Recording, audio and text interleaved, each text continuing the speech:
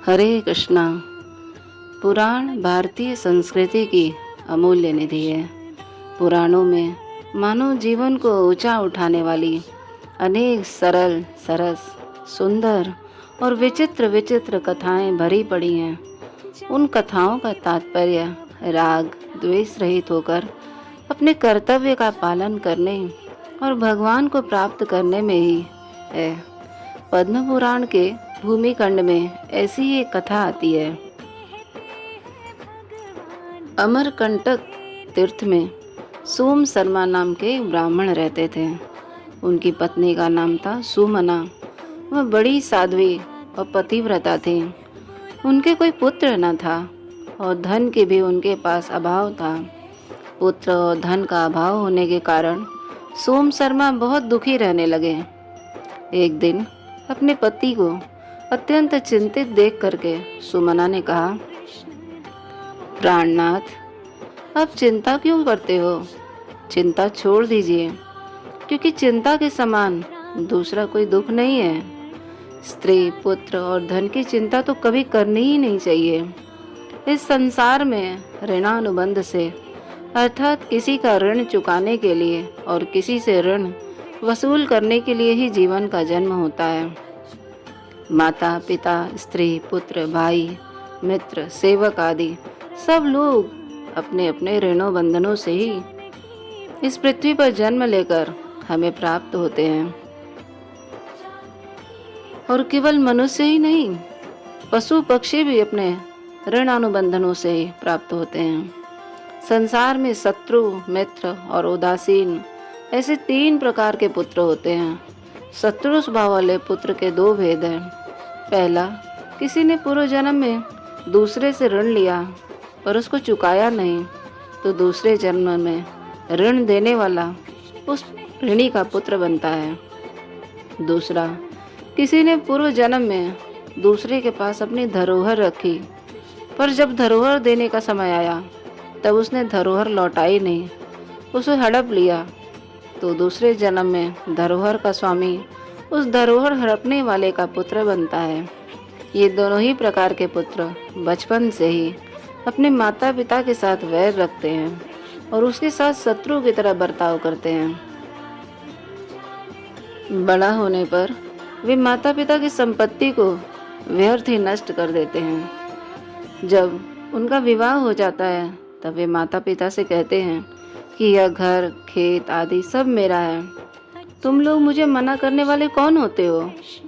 इस तरह वे कई प्रकार से माता पिता को कष्ट देते हैं। माता पिता की मृत्यु के बाद वे उनके लिए श्राद्ध तथा तर्पण भी नहीं करते हैं। अरे, कितना अजीब स्वभाव वाले होते हैं ये बच्चे। मित्र स्वभाव वाला पुत्र बचपन से ही माता पिता का हितैषी होता है। वह माता पिता को सदा संतुष्ट रखता है और स्नेह से, मीठी वाणी से उनको सदा प्रसन्न रखने की चेष्टा करता है। माता पिता की मृत्यु के बाद वह उनके लिए श्राद्ध, तर्पण, तीर्थ यात्रा, दान आदि भी करता है। और उदासीन स्वभाव वाला पुत्र सदा उदासीन भाव से रहता है। वह न तो किसी को कुछ देता है, न किसी से कुछ लेता है, और वह न रुष्ट होता है और न ही संतुष्ट होता है, न सुख देता है और न दुखी होता है। कोई व्यक्ति किसी संत की खूब लगन से सेवा करता है और अंत समय में किसी कारण से संत को सेवक की याद आ जाए, तो वह उस सेवक के घर में पुत्र रूप में जन्म लेता है और उदासीन भाव से रहता है। इस प्रकार जैसे पुत्र 3 प्रकार के होते हैं, ऐसे ही माता, पिता, पत्नी, पुत्र, भाई और नौकर, पड़ोसी, मित्र तथा गाय, भैंस, घोड़े आदि भी 3 प्रकार के शत्रु, मित्र और उदासीन होते हैं। इन सब के साथ हमारा संबंध ऋणानुबंध से ही होता है। हे प्रियतम, जिस मनुष्य को जितना धन मिलता है उसको बिना परिश्रम किए ही उतना ही धन मिल जाता है, और जब धन जाने का समय आता है तब कितनी भी रक्षा करने पर भी वह चला ही जाता है। ऐसा समझकर आपको धन की चिंता नहीं करनी चाहिए। वास्तव में धर्म के पालन से ही पुत्र और धन की प्राप्ति होती है। धर्म का आचरण करने वाला मनुष्य ही संसार में सुख पाते हैं। इसलिए आप धर्म का अनुष्ठान करें। जो मनुष्य मन, वाणी और शरीर से धर्म का आचरण करता है, उसके लिए संसार में कोई भी वस्तु दुर्लभ नहीं रहती। यह सब सुनकर सोम शर्मा ने पुत्र की प्राप्ति का उपाय पूछा। तो सुमना ने कहा कि आप महामुनि वशिष्ठ जी के पास जाइए और उनसे प्रार्थना करिए कि उनकी कृपा से आपको गुणवान पुत्र की प्राप्ति हो सकती है। देखिए, यहाँ पत्नी अपने पति को उपदेश दे रही है। कितनी पतिव्रता स्त्री थी वो, कितनी धार्मिक थी, भगवान की कैसी भक्त थी कि यहाँ अपने पति को स्वयं उपदेश दे रहे हैं कि वशिष्ठ जी के पास जाइए और पुत्र प्राप्ति की प्रार्थना करिए। तो इस प्रकार से पत्नी के ऐसा कहने पर सोम शर्मा जी वशिष्ठ जी के पास गए। उन्होंने वशिष्ठ जी से पूछा कि किस पाप के कारण मुझे पुत्र और धन के अभाव का कष्ट भोगना पड़ रहा है। वशिष्ठ जी ने कहा, पूर्व जन्म में तुम बड़े लोभी थे तथा दूसरों के साथ सदा द्वेष रखते थे। तुमने कभी तीर्थ यात्रा, देव पूजन, दान आदि शुभ कर्म नहीं किए। श्राद्ध का दिन आने पर तुम घर से बाहर चले जाते थे। धन ही तुम्हारे लिए सब कुछ था। तुमने धर्म को छोड़कर धन को ही आश्रय ले रखा था। तुम रात दिन धन की ही चिंता में लगे रहते थे। तुम्हें अरबों खरबों स्वर्ण मुद्राएं प्राप्त हो गई, फिर भी तुम्हारी तृष्णा कम नहीं हुई, प्रत्युत बढ़ती ही रही। तुमने जीवन में जितना धन कमाया वह सब जमीन में गाड़ दिया। स्त्री और पुत्र पूछते ही रह गए, किंतु तुमने उसको न तो धन दिया और न धन का ही पता बताया।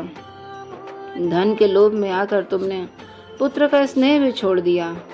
इन्हीं कर्मों के कारण तुम इस जीवन में दरिद्र और पुत्रहीन हो गए हो। हाँ, एक बार तुमने घर पर अतिथि रूप में आए एक विष्णु भक्त और धर्मात्मा ब्राह्मण की प्रसन्नतापूर्वक सेवा की थी। उनके साथ तुमने अपने स्त्री सहित एकादशी व्रत रखा और भगवान विष्णु की पूजा भी किया। इस कारण तुम्हें उत्तम ब्राह्मण वंश में जन्म मिला है। फिर आगे वशिष्ठ जी कहते हैं कि उत्तम स्त्री, हे विप्रवर, उत्तम स्त्री पुत्र, कुल, राज्य, सुख, मोक्ष आदि दुर्लभ वस्तुओं की प्राप्ति भगवान विष्णु की कृपा से ही होती है। अतः तुम भगवान विष्णु की शरण में जाओ और उन्हीं का भजन करो। वशिष्ठ जी के द्वारा इस प्रकार समझाए जाने पर सोम शर्मा अपनी स्त्री सुमना के साथ बड़ी तत्परता से भगवान के भजन में लग गए। उठते, बैठते, चलते, सोते आदि सब समय उनकी दृष्टि भगवान की तरफ ही रहने लगी। बड़े बड़े विघ्न आने पर भी अपने साधन से विचलित नहीं हुए। इस प्रकार उनकी लगन को देखकर भगवान उनके सामने प्रकट हो गए। भगवान ने वरदान से उनको मनुष्य लोक के उत्तम भोगों को और भगवत भक्त तथा धर्मात्मा पुत्र की प्राप्ति हो गई। सोम शर्मा के पुत्र का नाम सुव्रत था। सुव्रत बचपन से ही भगवान का अनन्य भक्त था। खेल खेलते समय भी उसका मन भगवान विष्णु के ध्यान में ही लगा रहता था। जब माता सुमना उससे कहती, बेटा तुम्हें भूख लगी होगी, कुछ खा ले, तब वह कहता, माँ भगवान का ध्यान महान अमृत के समान है, मैं उससे तृप्त रहता हूँ। जब उसके सामने मिठाई आती तो उसको भगवान का ही अर्पण कर देता और कहता है कि इस अन्न से भगवान तृप्त हो गए हैं माँ। जब वह सोने लगता तब भगवान का चिंतन करते हुए कहता कि मैं योग निद्रा परायण भगवान कृष्ण की शरण लेता हूँ। इस प्रकार भोजन करते, वस्त्र पहनते, बैठते और सोते समय भी वह भगवान के चिंतन में ही लगा रहता और सब वस्तुओं को भगवान को अर्पण करता रहता था। फिर जब वो युवावस्था में आया तो युवावस्था में आने पर भी वह भोगों में आसक्त नहीं हुआ, प्रत्युत भोगों का त्याग करके सर्वथा भगवान के भजन में ही लग गया। उसकी ऐसी भक्ति से प्रसन्न होकर भगवान विष्णु उसके सामने प्रकट हो गए। भगवान ने उससे वर मांगने के लिए कहा तो वह बोला, हे कृष्ण, अगर आप मेरे ऊपर प्रसन्न हैं तो मेरे माता पिता को सशरीर अपने परम धाम में पहुंचा दीजिए और मेरे साथ मेरी पत्नी को भी अपने लोक में ले चलिए। भगवान ने सुव्रत की भक्ति से संतुष्ट होकर उसको उत्तम वरदान दे दिया। इस प्रकार पुत्र की भक्ति के प्रभाव से सोम शर्मा और सुमना भी भगवत धाम को प्राप्त हो गए। इस कथा में विशेष बात यह आई है कि कि संसार में किसी का ऋण चुकाने के लिए और किसी से ऋण वसूल करने के लिए ही जन्म लेना होता है, क्योंकि जीवन में अनेक लोगों से लिया है और अनेक लोगों को दिया है। लेन देन का यह व्यवहार अनेक जन्मों से चला आ रहा है और इसको बंद किए बिना जन्म मरण से छुटकारा नहीं मिल सकता। संसार में जिनसे हमारा संबंध होता है वे माता पिता, स्त्री, पुत्र तथा पशु पक्षी आदि सब लेन देन के लिए ही आते हैं। अतः मनुष्य को चाहिए कि वह उनमें मोह ममता न करके अपने कर्तव्य का पालन करें, अर्थात उनकी सेवा करें, उन्हें यथाशक्ति सुख पहुँचाएं। यहाँ यह शंका हो सकती है कि अगर हम दूसरे के साथ शत्रुता का बर्ताव करते हैं तो इसका दोष हमें क्यों लगता है, क्योंकि हम तो ऐसा व्यवहार पूर्व जन्म के ऋणानुबंध से ही करते हैं। इसका समाधान यह है कि मनुष्य शरीर विवेक प्रधान है, अतः अपने विवेक को महत्व देकर हमारे साथ बुरा व्यवहार करने वालों को हम क्षमा कर सकते हैं और बदले में उससे अच्छा व्यवहार कर सकते हैं। उमा संत कई यही बड़ाई, मंद करत जो करई भलाई। मनुष्य शरीर बदला लेने के लिए ही नहीं मिला है, प्रत्युत जन्म मरण से सदा के लिए मुक्त होने के लिए मिला है। यदि हम पूर्व जन्म के ऋणानुबंध से लेन देन का व्यवहार करते रहेंगे तो हम कभी जन्म मरण से मुक्त हो ही नहीं सकेंगे। लेन देन के इस व्यवहार को बंद करने का उपाय है निस्वार्थ भाव से दूसरों के हित के लिए कर्म करना। दूसरों के हित के लिए कर्म करने से पुराना ऋण समाप्त हो जाता है और बदले में कुछ न चाहने से नया ऋण उत्पन्न होता नहीं है। इस प्रकार से ऋण से मुक्त होने पर मनुष्य जन्म मरण से छूट जाता है। और यदि मनुष्य भक्त सूरत की तरह सब प्रकार से भगवान का ही भजन में लग जाए तो उसके सभी ऋण समाप्त हो जाते हैं, अर्थात वह किसी का ऋण ही नहीं रहता।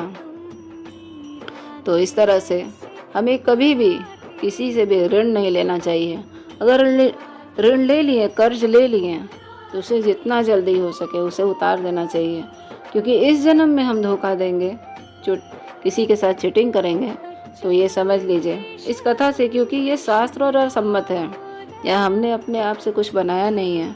शास्त्र सम्मत कथा है कि उसे दोबारा आना पड़ता है और दोबारा आ करके कितना कष्ट भोगना पड़ेगा। ये मनुष्य जीवन 84 लाख योनियों के चक्कर काटते हुए जब आप 84 लाख योनियों से कटेगा तब कहीं जाके अगर हम मनुष्य शरीर पाएंगे तो अपना कर्ज उतारने के लिए आएंगे।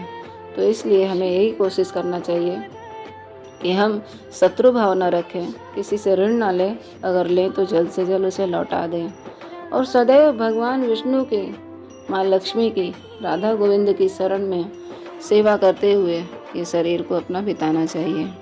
हरे कृष्णा।